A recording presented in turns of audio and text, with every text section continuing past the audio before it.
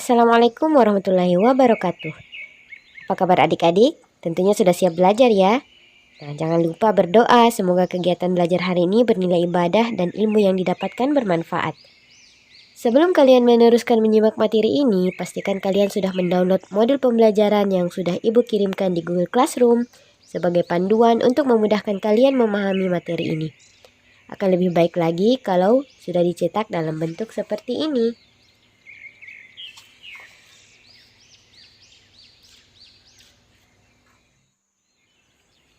Baik, materi kita hari ini adalah kaidah pencacahan. Nah, di sini ada 3 sub pokok bahasan, yaitu aturan perkalian dan penjumlahan, kombinasi, dan permutasi, yang nantinya akan terbagi lagi menjadi 3 jenis. Adapun hasil yang kita harapkan setelah kalian mempelajari materi ini adalah kalian diharapkan dapat menjelaskan aturan perkalian dan penjumlahan, menganalisis aturan perkalian dan penjumlahan melalui masalah kontekstual, serta mampu menyelesaikan masalah kontekstual yang berkaitan dengan aturan perkalian dan penjumlahan.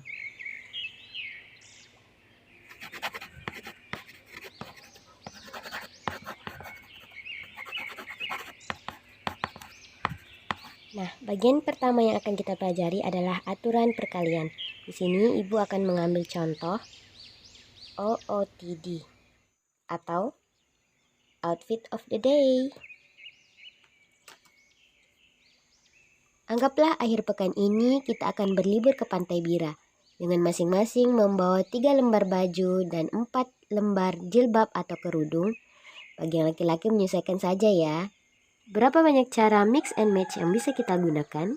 Nah, mari kita pasangkan satu-satu baju dan kerudung yang kita punya. Pertama kita punya baju coklat dan jilbab biru. Kita pasangkan. Kemudian kita punya baju coklat dengan jilbab coklat. Baju coklat dengan jilbab pink. Baju coklat dengan jilbab ungu.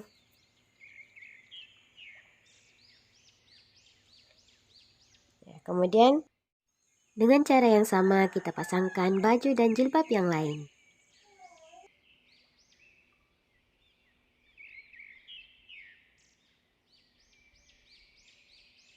Nah, dari sini kita bisa simpulkan bahwa dengan 3 baju dan 4 jilbab, maka kita bisa mendapatkan 3 dikali 4 sama dengan 12 kombinasi baju dan jilbab yang berbeda.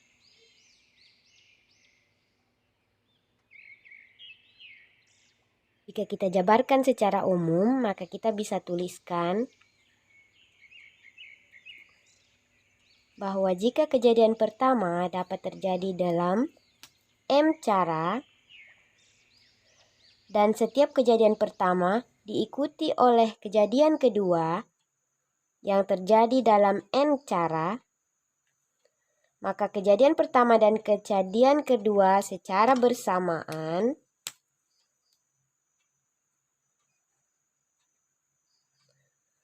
terjadi dalam M kali N cara.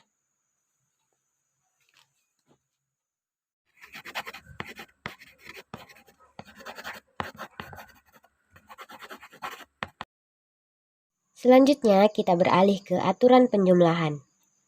Nah, untuk memahami materi ini, Ibu akan mengambil ilustrasi yang sama dengan yang ada dalam modul kalian. Jadi bisa dibaca ilustrasinya. Jika dimisalkan Ardi dan Nugroho yang masing-masing menaiki mobil kuning dan mobil hitam,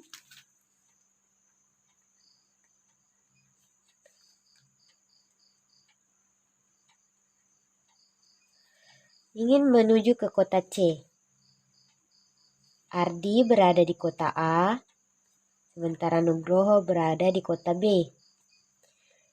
Nah, ternyata diketahui bahwa dari kota A ke kota C itu ada 4 cara atau ada 4 rute yang bisa ditempuh oleh Ardi. Sementara Nugroho bisa menuju ke kota C dengan 3 cara atau 3 rute. Maka di sini kita bisa mengetahui bahwa ada berapa cara Ardi dan Nugroho bertemu di kota C. Itu sebanyak 4 ditambah 3. Atau ada 7 cara untuk Ardi dan Nugroho bertemu. Ilustrasi ini bersesuaian dengan aturan penjumlahan secara umum, yaitu jika kejadian pertama terjadi dalam M cara dan kejadian kedua secara terpisah dapat terjadi dalam N cara, maka kejadian pertama dan kejadian kedua dapat terjadi dalam M tambah N cara. Nah, apa perbedaan aturan penjumlahan ini dengan aturan perkalian? Adalah bahwa kejadian pertama dan kejadian kedua itu terpisah atau tidak saling mempengaruhi. Sehingga kita tinggal menjumlahkan saja berapa cara di kejadian pertama dan berapa cara di kejadian kedua.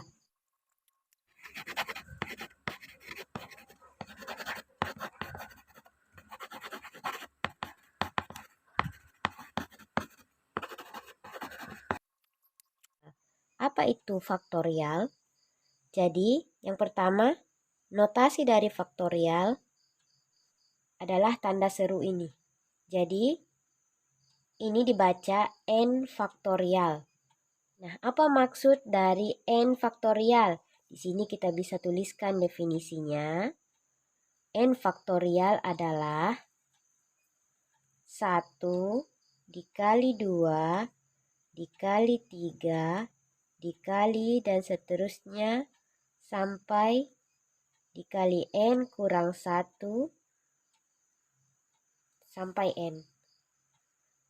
Jadi untuk contohnya misalkan 1 faktorial itu sama dengan 1 karena dia dikalikan sampai N atau sampai bilangan yang ada di sini sehingga dia cuma sampai 1 saja. 2 faktorial sama dengan 1 kali 2. 3 faktorial sama dengan 1 kali 2 kali 3. 4 faktorial sama dengan 1 kali 2 kali 3 kali 4. Jadi diakhiri dengan N. Nah, di sini juga kita bisa balik posisinya 4 dulu kali 3 kali 2 kali 1 dan seterusnya.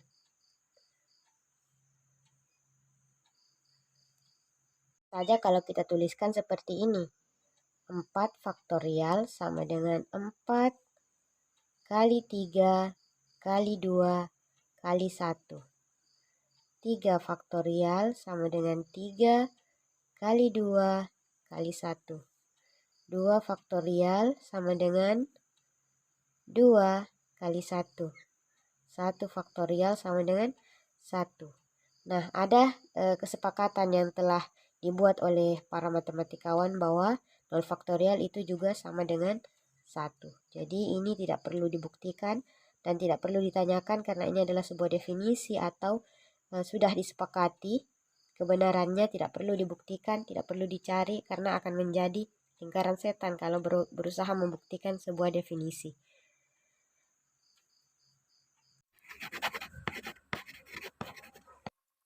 Contoh soal. 6 faktorial bisa kita jabarkan sesuai definisi, berarti ya kita pakai yang ini ya. 6 dikali 5 kali 4 kali 3 kali 2 kali 1 tidak perlu ditulis karena ya sama saja dikali 1 tetap bilangan itu sendiri. Ya, atau kita bisa tuliskan juga ya sama saja. Hasilnya adalah 720. Nah, kemudian pembagian faktorial itu tidak bisa langsung dibagi 5 bagi 2, 2,5. Tidak bisa ya. Kita harus menjabarkan dulu, lalu kemudian kita operasikan. Jadi 5 kali 4 kali 3 kali 2 kali 1 per 2 kali 1. Nah, di sini ada yang bisa saling membagi, sama dengan 1, 2 kali 1, 2 bagi 2, 1. Hasilnya sisa yang ini. Jadi 5 kali 4 kali 3. 5 kali 4, 20 kali 3, 60. Ya, seperti itu. Kemudian 8 kali 7 kali 6 kali 5. Jika kita ingin mengubahnya ke dalam bentuk faktorial juga bisa. Jadi kita tuliskan 8 kali 7 kali 6 kali 5. Ya, tidak boleh ada yang kosong di sini. Misalnya 8 kali 6 kali 5 itu tidak memenuhi syarat untuk menjadi notasi faktorial. Jadi harus lengkap. Jika ini lengkap maka kita bisa tuliskan dia dalam bentuk notasi faktorial. Nah, karena tidak ada di sini 4 kali 3 kali 2 kali 1, kita bisa tuliskan, tapi harus dibagi dengan bilangan itu sendiri supaya tidak mengubah nilai ini. Jadi kita bisa kali 4 kali 3 kali 2 kali 1 supaya dia jadi bentuk faktorial. Tapi kalau kita kali dengan sebuah bilangan pasti nilainya akan berubah. Sehingga supaya tidak berubah kita bagi kembali dengan bilangan itu sendiri. Kali 2 kali 1. Jadi nilai ini tetap tidak berubah karena ini sama dengan 1. Ya kan? Sehingga ini kita bisa gabungkan ke sini. Berarti ini adalah 8 kali 7 kali 6 kali 5 kali 4 kali 3 kali 2 kali 1. Itu sama dengan 8 faktorial. Ya kan? Kemudian 4 kali 3 kali 2 kali 1 adalah 4 faktorial. Sehingga ini adalah bentuknya dalam notasi faktorial. Kita lanjut ke contoh soal berikutnya. Nah, contoh soal berikutnya. Kita akan menyederhanakan 15 faktorial dibagi 10 faktorial kali 6 faktorial. Nah, untuk menyederhanakan ini pertama-tama kita jabarkan terlebih dahulu 15 kali 14 kali 13 kali 12 kali 11 kali 10. Nah, di sini karena pembaginya adalah 10 faktorial, nanti dia bisa akan saling menghabisi. Jadi 10 faktorial kalau saya tuliskan di sini sebenarnya ini sama saja, masih lanjut ke belakang ya. 10 kali 9 kali 8 kali 7 kali 6 kali 5 kali 4 kali 3 kali 2 kali 1. Tapi kalau kita tuliskan semua terlalu panjang, makanya kita cukupkan dengan 10 faktorial saja karena di bawah ada 10 faktorial yang nanti akan bisa saling dicoret. 10 faktorial dikali 6 kali 5 kali 4 kali 3 kali 2 kali 1. Nah, ini kita bisa coret.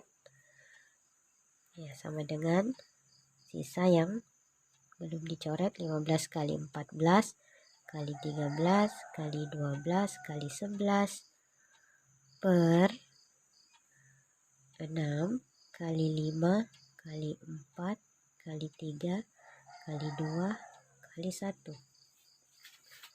Yang mana yang bisa dicoret? 6 kali 1, 6 kali 2. Mana lagi? 5 kali 1, 5 kali 3.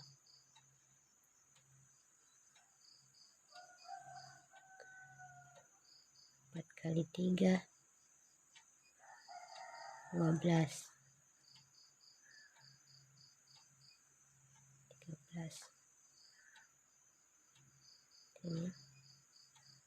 4 kali 2 kali 2, 2 kali 7. Nah, ini juga habis. Ini juga habis. Nah, sisa 7 kali 13 kali 11 dibagi 2 kali 1 sama. Ya, sama dengan 7 kali 13 kali 11 dibagi 2 kali 1 sama saja, tidak ditulis. Ini hasil akhirnya sama dengan 500,5. Jadi seperti itu, mudah-mudahan bisa dipahami. Jika ada pertanyaan silahkan ditanyakan, bisa melalui pesan WhatsApp di grup atau pesan WhatsApp pribadi, bisa juga di komentar YouTube atau komentar Google Classroom, atau bisa juga berkomentar di website yang tersedia. Sampai di sini mudah-mudahan ada manfaatnya. Billahi taufik wal hidayah. Wassalamualaikum warahmatullahi wabarakatuh.